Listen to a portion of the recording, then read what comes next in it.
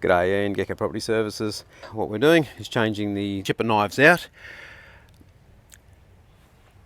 They're sitting on the flywheel there. I'll just show you how bad these ones have got. You can see the edge.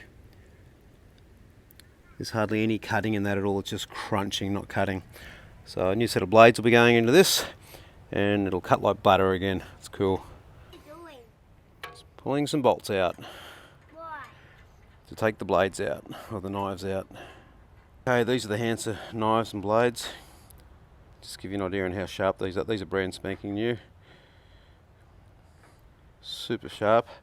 So they just get bolted on here. As so, they're adjusted and they're all balanced. Two brand new blades, or two brand new knives, so that'll balance it up. And the momentum this thing creates when it's going flat out, if they're not balanced, it just, yeah, sounds like hell. So here's just a quick comparison between the old and the new. There's the old ones. See all the chips and chunks, and I think a couple of white pebbles went through there at one stage, compared to the new ones. Beautiful and clean and ready to slice.